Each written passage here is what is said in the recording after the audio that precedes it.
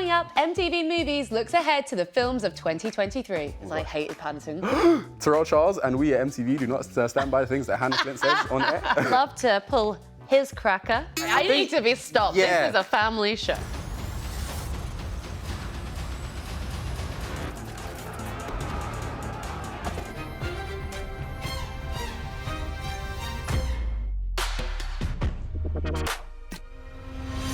Hello and welcome to an MTV Movies special where we look forward to the films of 2023 with me, Hanna Flint, and the suitably special Tyrell Charles. We're back, baby. Hey, how you been? I've been very good. I've just been dying to see you again. So Same. Literally need to rush back in. Again, subtly colour coordinating. Yes. Love to see it. But that's right, this episode is all about the upcoming films of 2023, some of our top picks and some hidden gems amongst a jam-packed calendar of movies. Yes, we have a whole load of exciting movies to talk about. So T, can you give me a quick overview? Okay, so we have Ant-Man and the Wasp: Quantumania, Megan, Asteroid City, Dungeons & Dragons: Honor Among Thieves, Shazam! Fury of the Gods, Cocaine Bear, Champions, The Lost King, Scream 6, Super Mario Bros. Movie, Guardians of the Galaxy Volume 3, The Little Mermaid, Spider-Man Across the Spider-Verse, Transformers: Rise of the Beast, The Flash, Mission Impossible: Dead Reckoning Part 1, Barbie, Oppenheimer, The Marvels, Teenage Mutant Ninja Turtles, Mutant Mayhem, Aquaman and The Last Kingdom, and many, many, many more. That was impressive. Thank you very much. God, there are so many potentially, emphasis on potentially, great films due for release in 2023. And it is a big year for Marvel, which I know we're both particularly excited for. Just a bit. First up is Ant-Man and the Wasp: Quantumania. Then we have Guardians of the Galaxy Volume 3. Then we've got Spider-Man Across the Spider-Verse, Marvels, and Kraven the Hunter. So yeah, big year for Marvel. Very big. Both Sony and the Marvel Cinematic Universe. They're literally covering everything across the board. Ant-Man and the Wasp: Quantumania is kicking it off in February. I'm so excited, specifically to see Jonathan Majors as Kang the Conqueror. Kang, my conquer gosh. me, please. Okay, but first, can you rank these in order of your excitement? Ooh, okay. I don't know what you think. So down at the bottom, sadly, we have Kraven the What? Hunter. I'm so excited. No, see, but I was also so excited for Morbius and so true. excited for Venom: Let There Be Carnage. So based on my previous excitement being a little bit let down, I'm gonna just set my expectations low for the Sonyverse. I do like the idea that Aaron Taylor-Johnson, after being killed off in the MCU, gets to make his comeback as this like really burly hunter guy. See, I want an do too. accent. I do too. I'm excited to see it, but at the same time, I'm like, see a comeback in the Sonyverse? I don't know. Yeah. You know. Let's stick to the animation. Yes, yeah. I think that's where they shine strongest. Next, I'm gonna put the Marvels. I actually really did Why like. do you hate women? See? I knew that was coming.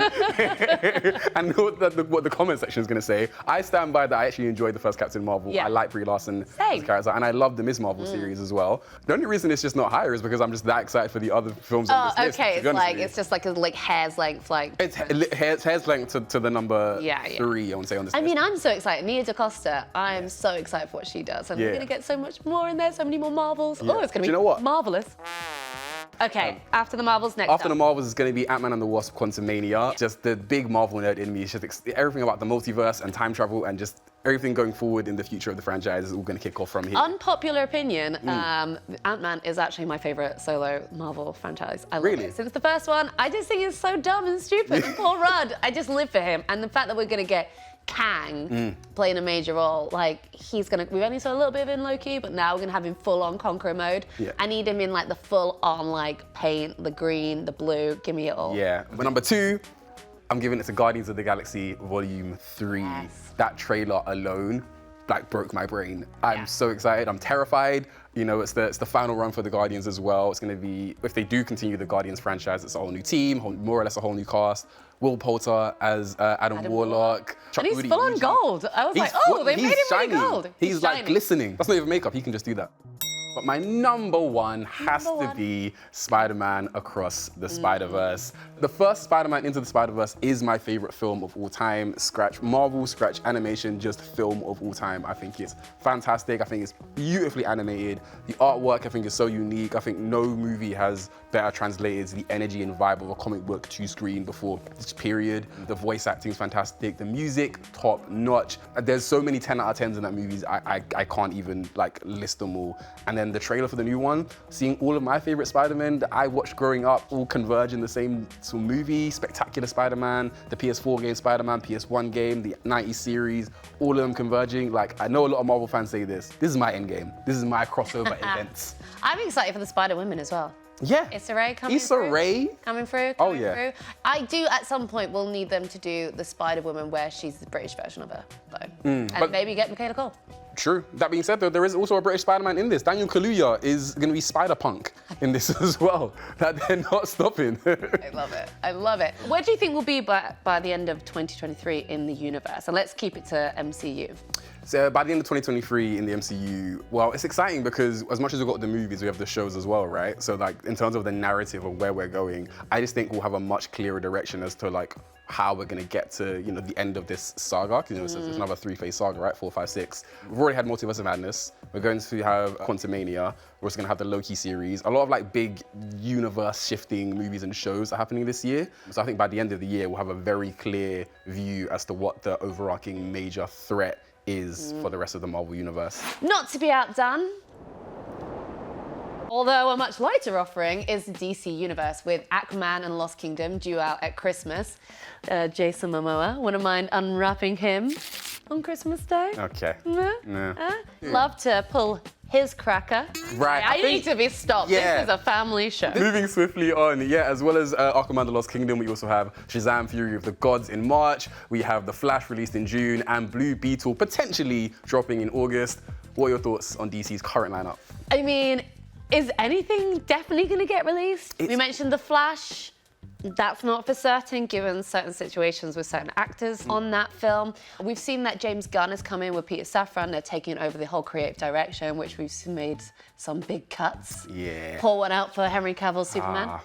Pour one out for Gal Gadot's Woman and that movie. Yep. I know. I feel like we need to do a moment of silence and remembrance. I know.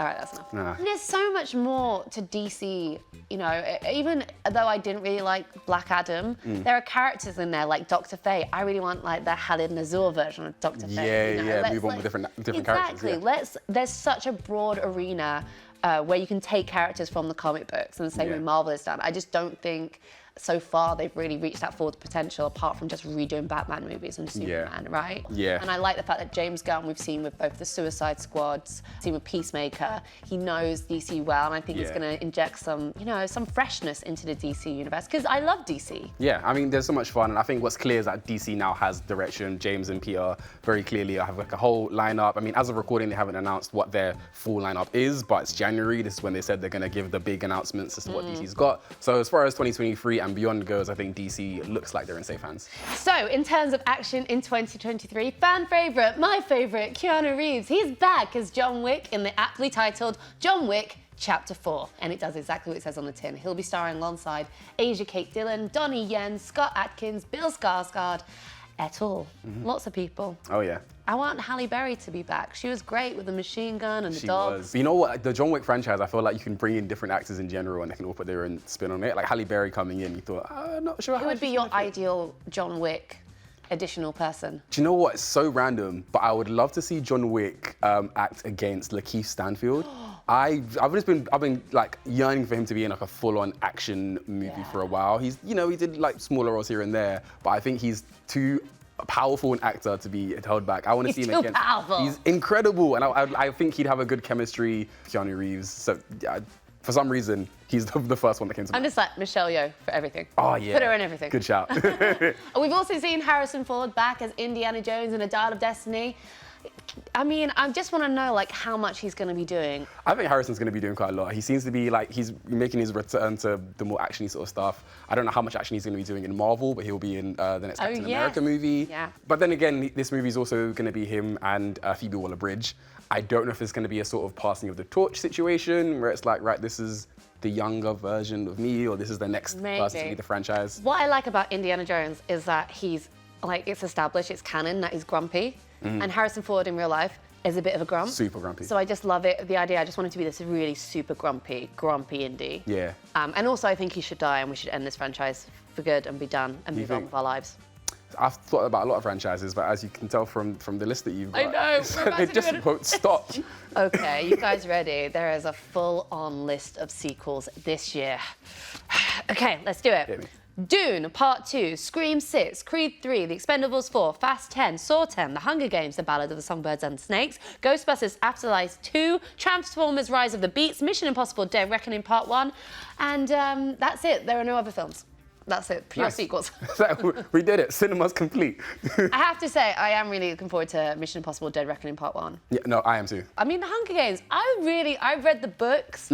I really loved Jennifer Lawrence as Katniss Everdeen. That was my whole personality. You and so many people. Just like the 2010s, man. It was like all the franchises, like Twilight, The Hunger Games. Yeah. I lived for it. That was a strong era. And you know what? It's been a while since Hunger Games. At least Hunger Games was a franchise that like had its, 4 movies, and then they were like, okay, cool, we're done here. I thought it wasn't gonna come back. So for me, the nostalgia alone is making me want to, I'm curious to see it. And who is it? Hunter Schafer is in it as well. Yes. And you know, I really enjoy her work as well. So I think there's a lot of reasons to give this movie a chance. So we're hitting a lot of the big players of 2023, but what is your hidden gem of the year coming up? I mean, I don't think it's a hidden gem because Barbie is coming out and I'm obsessed. Like that will be my personality for the entire month that's out. Absolutely fair. I am so excited speaking to Ryan Gosling about it. It just looks so good, and the first trailer of it, the way they riffed on 2001 Space Odyssey, I was like, cinema. Yeah. I have a question. So that infamously that's coming out the same weekend as Oppenheimer. If you had the choice to see one before the other, which one were you?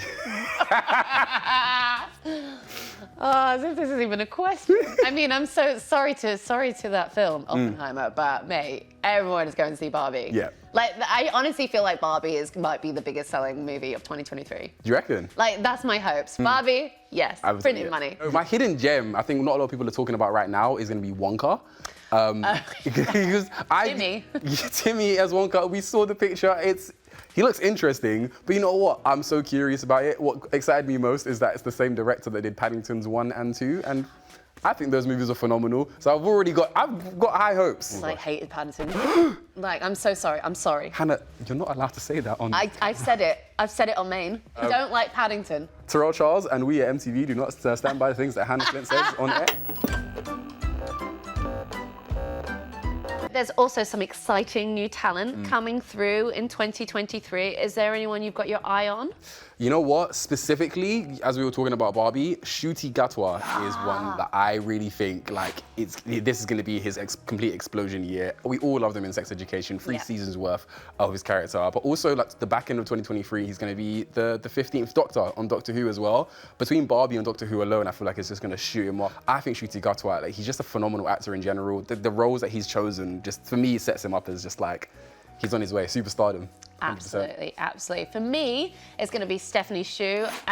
Everything, Everywhere, All at Once. I know we talk a lot about Michelle Yeoh, but she was so good in this film. I think, you know, it's weird for me that she's not even in, when we talk about like award season, why her name's not coming up. Yeah. But she's got a big year. Well, while it's not coming out in 2023, she's starring in The Fall Guy, which is currently filming, written by Drew Pearce, who did Iron Man 3 and Hotel Artemis. It's directed by David Leitch, who obviously directed Hobbs and Shaw. Done the Deadpool films, and it stars Ryan Gosling, so I'm excited for that. She's also going to be in this Rian Johnson murder mystery series called Poker Face that's got Natasha Lyonne in it. And then she's another film that's coming out this year. It hasn't got a title yet, but it's by Adele Lim, and it's produced by Seth Rogen and Evan Goldberg, and it's like a comedy about 4 Asian American friends who go on a search across Asia to find the birth mother for one of them. Interesting. And she's starring in it with Ashley Park as well, so I just think she's got the range, and she's showing the range, and just shoo into my life. Shoo into my life. That's all for this MTV Movies 2023 special. Lots to keep us busy this year, so please hit subscribe and we'll see you back here very soon. Right, any New Year's resolutions? I want to start waking up every morning, 5:30 a.m. I want to drink like a gallon of water per day, get 10,000 steps every day, also go to the gym every day, and just see as many movies as I can. There's a lot coming. Right, cinema? Cinema now? Go now? Let's go. Yeah, sick. popcorn's on me. Nice.